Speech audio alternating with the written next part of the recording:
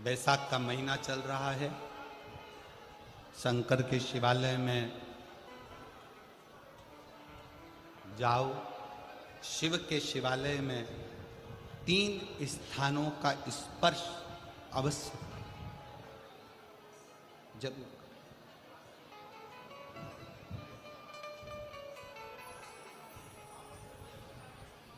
किसी किसी मंदिर में शंकर जी के शिवलिंग को छूने नहीं देते, जैसे दक्षिण साइड में, साउथ में।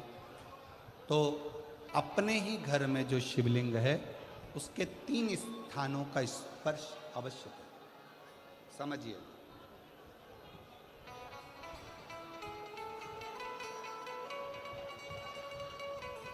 पहला शंकर भगवान के जहाँ से जल बहता है उस स्थान में, ये जलाधारी है, जल बहता है, ये शिवलिंग है।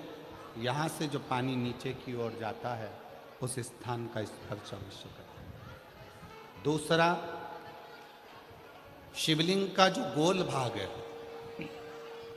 उस गोल भाग में कहीं पर भी अपनी हथेली का स्पर्श अवश्य करें। तीसरा, शंकर भगवान के शिवलिंग का जो ऊपर का भाग है वहाँ अपने अस्त्र का स्पर्श अवश्य करें। तीनों स्थान पर ब्रह्मा, विष्णु और महेश का स्मरण करते हुए जब बैसाख महीने में आप शंकर भगवान को जल समर्पित करें।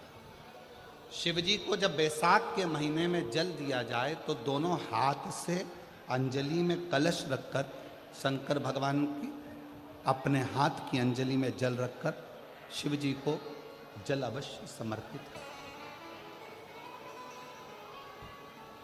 शिवरात्रि के बैसाख महीने की शिवरात्रि पड़े, बैसाख महीने की प्रदोष पड़े तो एक बेलपत्र शंकर को अवश्य समर्पित करें। मान लो गर्मी बहुत तेज है, पेड़ों पर बेलपत्र नहीं मिले तो एक दुर्वा शिव को अवश्य समर्पित करें। मान लो बहुत तेज गर्मी पड़ने पर, यहाँ रतनगढ़ में तो हम देख रहे हैं रजी रज धूली धूल इतनी है, मिट्टी इतनी है कि यहाँ तो दुर्वा मिलना भी बड़ा मुश्किल है।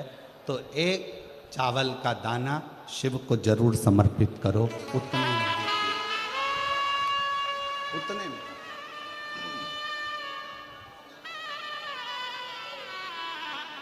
और बैसाख महीने में सबसे ज्यादा जरूरी है, जो सबसे ज्यादा जरूरी है बैसाख महीने में, वो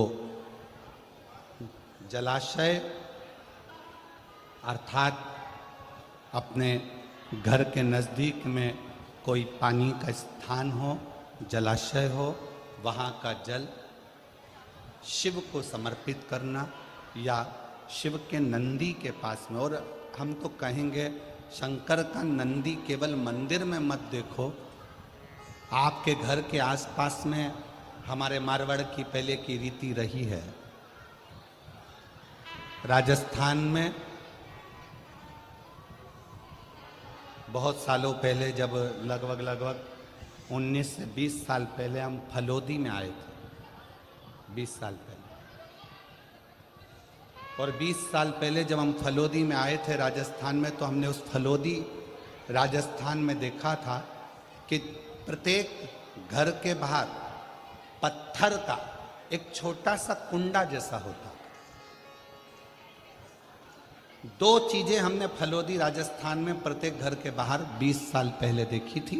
एक इतना बड़ा कुंडा पत्थर का जिसमें लोग भोजन रख देते हैं, और एक बड़ा सारा कुंडा जिसमें लोग पानी भर देते हैं, जिससे चिड़िया, पशु, पक्षी, गौ माता सब उस पानी को पीती रहे और आपका और हमारा कल्याण होता रहे। इस भाव से रखा नहीं हो रहा, बहुत दिनों से लगे हो, मेरा ये कार्य होना चाहिए, मेरा ये कार्य होना चाहिए, मेरा ये कार्य होना चाहिए, और नहीं हो रहा। तो शिव महापुराण का एक बड़ा सुंदर सा भाव कहा, बहुत सुंदर सा भाव वर्णन किया कि बेलपत्र का जो नीचे का जो भाग होता है, बेलपत्र के जो नीचे का जो भाग है, इस नीचे के भाग में थोड़ा सा गाय का घृत, देसी गाय का थोड़ा सा घी घृत इस नीचे के भाग में लगा लेना चाहिए। ये उनके लिए भी है जो बहुत दिनों से कोई कार्य करना चाह रहे हैं पर हो नहीं रहा, बहुत दिनों से लगे हुए हैं, आज होगा कल होगा परसों होगा, कोई फाइल अदालत में अटकी हुई है, कोई प्रशासनिक कार्य अटका हुआ है, कोई कार्य अटक रहा है, उसके लिए बहुत जरूरी। नीचे की जो डंडी है उसमें घृत लगा लो, घी गाय का, और इस 2 पत्ती और बीच की पत्ती के बीच का जो डंडी का भाग है, बीच की जो डंडी का भाग है, इसमें लाल चंदन लगा लीजिए, बीच के भाग में लाल चंदन। और किसी भी प्रदोष के दिन प्रातः से लेकर शाम तक के बीच में, प्रदोष काल के मध्य तक के बीच में कभी भी इस बेलपत्र को शंकर भगवान को, ये जो डंडी का मुख है, ये डंडी का मुख जलाधारी की ओर हो और इस बेलपत्र को शिव जी पर समर्पित कर दो। 1 लोटा जल जो आप लेकर गए हो उसको 3 बार इसी बेलपत्र को चढ़ाने के बाद जो जल लेकर गए हो वो 3 बार अपनी कामना कर कर इस बेलपत्र पर समर्पित कर दो। इसी बेलपत्र को वापिस लेकर आ जाइए और अपने कोई भी स्थान पर, पूजन वाला आदि कोई भी स्थान हो वहाँ उसको रखिए। 3 महीना तो जाने दो, अगर बाबा ने चाहा तो 15 दिन भी नहीं लगने देगा और कार्य की सफलता जरूर, कार्य की सफलता जरूर। शिव उपासना, पार्वती जी के जीवन में माता पार्वती जी